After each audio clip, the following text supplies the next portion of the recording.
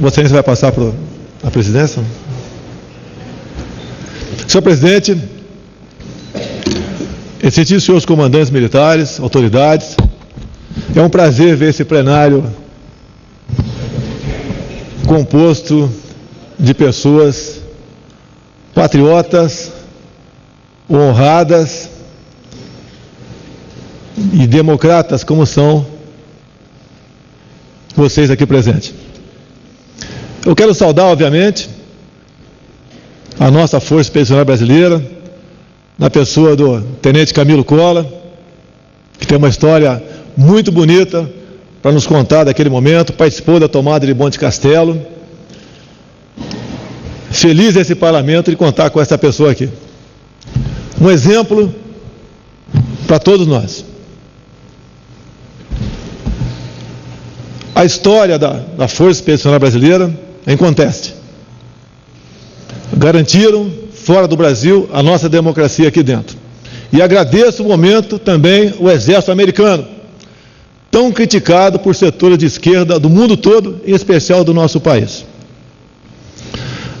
Agradeço, então, ao povo americano por não estar falando alemão hoje, apesar de meu bisavô ser alemão e ter sido soldado de Hitler. Ele não tinha opção, ou era soldado ou era paredão.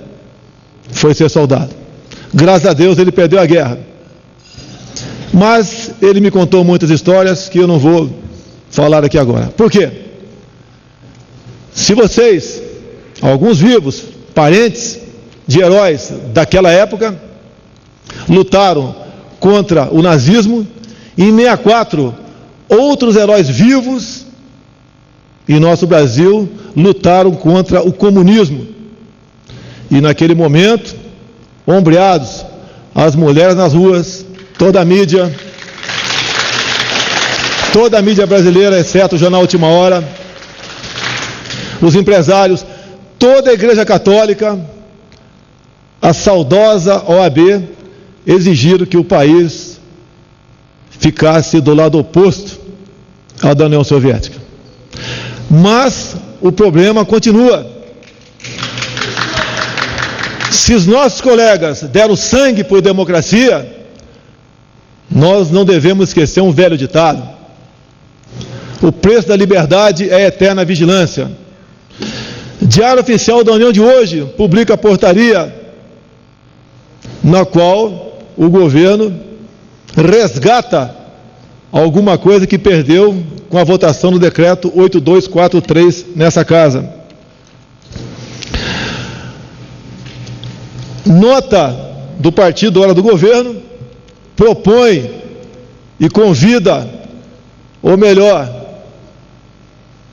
impõe a sua militância a ir às ruas para brigar por plebiscitos, a brigar por uma mídia democrática, como que se a tivesse hoje não é, a brigar por desmilitarização das polícias militares,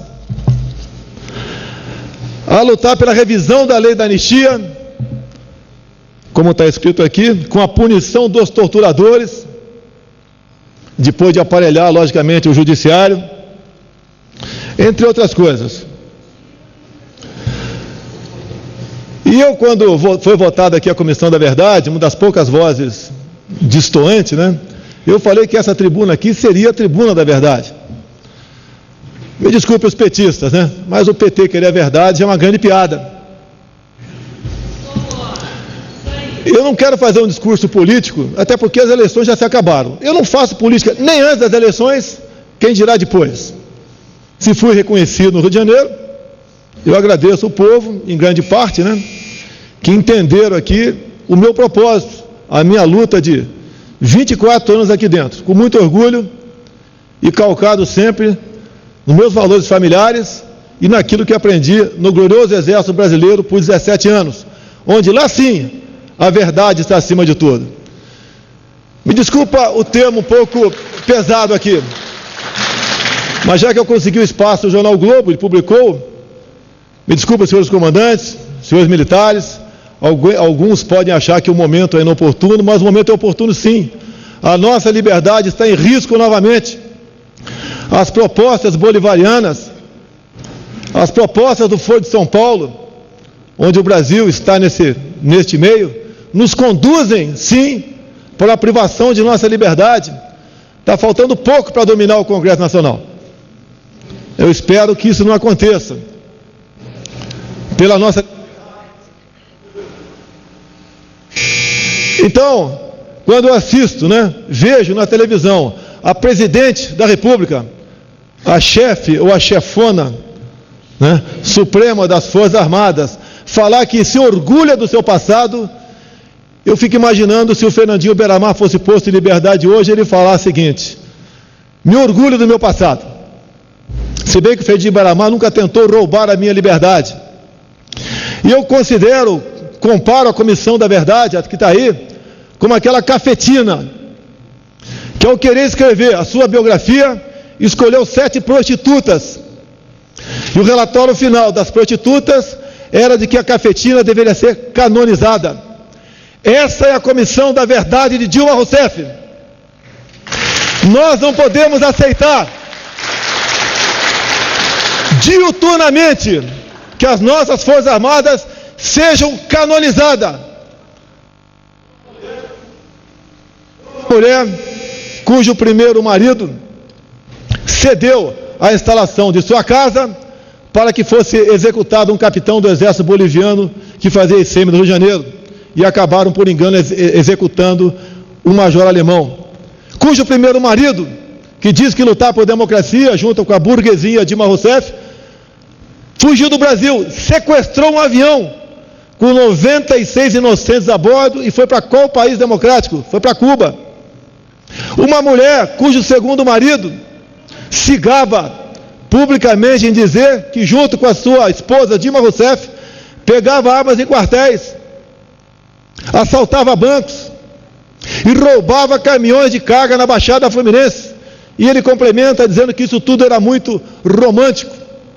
Uma mulher que integrou grupos piores que a ADA, CV ou PCC, que integrou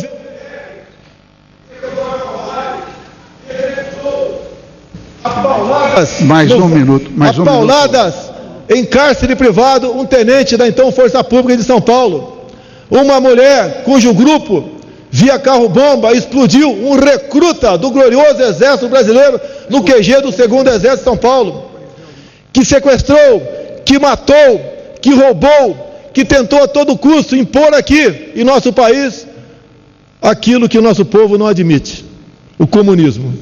E ele está aí presente novamente. E eu faço um apelo a todos os patriotas que amam a liberdade, que querem a democracia, que se unam para que evitemos esse mal que ouso até dizer. Na Segunda Guerra sabíamos de que lado estava o inimigo. Aqui ele está em toda parte. Que presidente é essa que ataca diuturnamente as suas Forças Armadas? Ela pode ser presidente de um país que faz parte do Foro de São Paulo, não pode ser outro.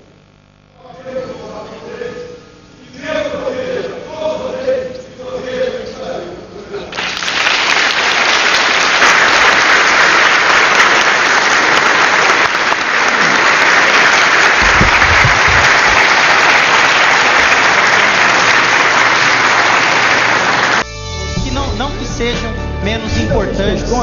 Um segundo encaminhamento. Ministério de Santos, no meu estado de São Paulo.